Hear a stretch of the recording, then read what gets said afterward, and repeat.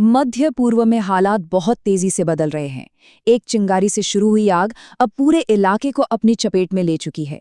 इस पूरे विश्लेषण में हम यही समझने की कोशिश करेंगे कि यह संघर्ष कैसे और क्यों फैला और इसका असर हम सब पर कहां तक पड़ सकता है। तो चलिए इस पूरी कहानी को परत दर परत खोलते हैं। हम शुरुआत करेंगे तेहरान में हुए एक बड़े हमले से और फिर एक ऐसी स्थिति की कल्पना करेंगे जो शायद उतनी भी दूर नहीं जितनी लगती है। देखिए, इस पूरे टकराव की जड़ में एक बहुत बड़ी और नाटकीय घटना है।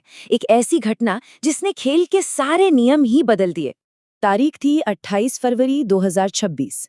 एक जॉइंट यूएस इजरायली ऑपरेशन में ईरान के सुप्रीम लीडर आयतुल्ला खामनेई को निशाना बनाया गया। अब जाहिर है ये कोई मामूली हमला नहीं था। इसने सीधे सीधे ईरान की टॉप लीडरशिप पर वार किया, जिससे वहां एक पावर वैक्यूम बन गया और ईरान की तरफ से एक बहुत ही गुस्से वाला रिएक्शन आया। अपने सबसे बड़े नेता को खोने के बावजूद ईरान के रेवोल्यूशनरी गार्ड्स ने साफ साफ कह दिया कि बदला तो लिया जाएगा। ये कोई धमकी नहीं थी बल्कि एक ऐलान था। और उन्होंने ऐसा ही किया। ईरान ने तुरंत बड़े पैमाने पर जवाबी कार्रवाई शुरू कर दी। पूरे इलाके में फैले अपने दुश्मनों पर, चाहे वो अमेरिकी बेस हों या इजरायली ठिकाने, सब पर हमले किए गए। तो अब हमलों के पीछे की रणनीति पर आते हैं। ये लड़ाई सिर्फ हथियारों से नहीं बल्कि इकोनॉमिक्स से भी लड़ी जा रही है। ये सस्ते ड्रोन और महंगी मिसाइलों की एक दिलचस्प कहानी है। ईरान की पूरी स्ट्रैटेजी इस एक बात पर टिकी है कि उसके हमले करने वाले हथियार बहुत सस्ते हैं, जबकि उन्हें रोकने वाले डिफेंस सिस्टम्स बेहद महंगे। ये देखिए, एक ईरानी शाहिद ड्रोन बनाने में अंदाजन सिर्फ $20,000 का खर्च आता है। मतलब ईरान ऐसे ड्रोन बहुत बड़ी तादाद में और बहुत कम दाम में तैयार कर सकता है। और अब जरा इस नंबर पर गौर कीजिए, $4 मिलियन। ये कीमत है अमेरिका की एक पेट्रियट इंटरसेप्टर मिसाइल की।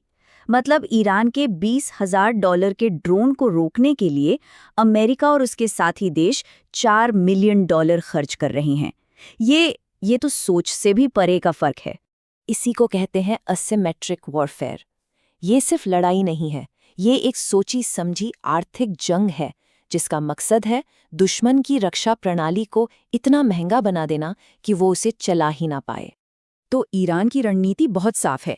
पहले सस्ते ड्रोन की बौछार करके दुश्मन की महंगी मिसाइलों का भंडार खाली करवा दो, और जब उनकी ढाल कमजोर पड़ जाए तब अपने असली ताकतवर हाइपरसोनिक मिसाइलों से हमला करो। और इसी आर्थिक रणनीति की वजह से ईरान इस जंग को बहुत तेजी से फैला पा रहा है।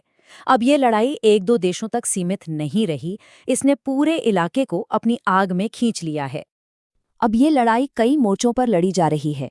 लेबनान से हिजबुल्लाह इजराइल पर हमला कर रहा है, इराक में अमेरिकी सेना पर हमले हो रहे हैं, यूएई, कतर और सऊदी अरब जैसे देश मिसाइलों को हवा में रोक रहे हैं, और तो और ईरान ने तेल के सबसे जरूरी रास्ते स्ट्रेट ऑफ हॉर्मुज को भी बंद कर दिया है। इससे एक और खतरनाक बात पता चलती है।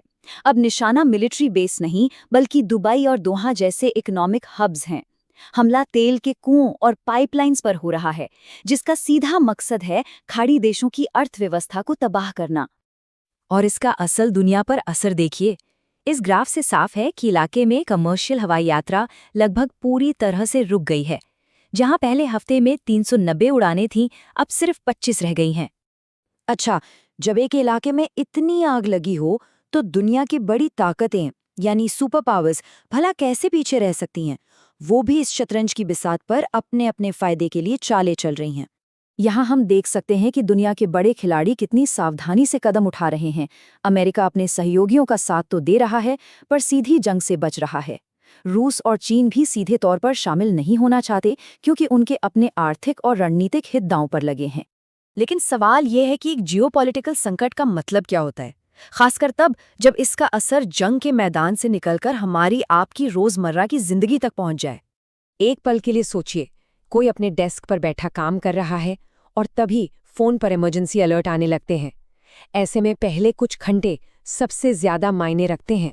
ये टाइमलाइन दिखाती है कि कैसे एक जानी पहचानी जगह जैसे कि ऑफिस देखते ही देखते एक जाल में बदल सकती है। पहले आधे घंटे तो ज्यादातर लोग बस इंतजार करते हैं, फिर 1 घंटे में पावर और मोबाइल नेटवर्क ठप होने लगते हैं, और 3 से 6 घंटे के अंदर सड़कें जाम हो जाती हैं, जिससे निकलना नामुमकिन हो जाता है। और ऐसे संकट में एक बहुत बड़ा टकराव पैदा होता है। बॉस की प्राथमिकता होती है कंपनी का काम चलता रहे, लेकिन किसी भी इंसान की पहली प्राथमिकता होती है अपनी और अपने परिवार की जान बचाना। ये दोनों चीजें एक दूसरे के बिल्कुल खिलाफ होती हैं। और यही सबसे बड़ी सीख है। वो सिस्टम जो हमारे प्रोफेशनल जीवन को चलाने के लिए बनाया गया है, वो किसी बड़ी तबाही के दौरान हमारी जान बचाने के लिए बिल्कुल भी नहीं बना है। ऐसे में किसी की इजाजत का इंतजार करना जानलेवा हो सकता है। तो हम आपको इसी सवाल के साथ छोड़ जाते हैं। अगर अचानक बिजली चली जाए, फोन बंद हो जाए, तो असल में पहला कदम क्या होगा? इस सवाल का जवाब ही किसी भी सर्वाइवल स्ट्रैटेजी की असली बुनियाद है।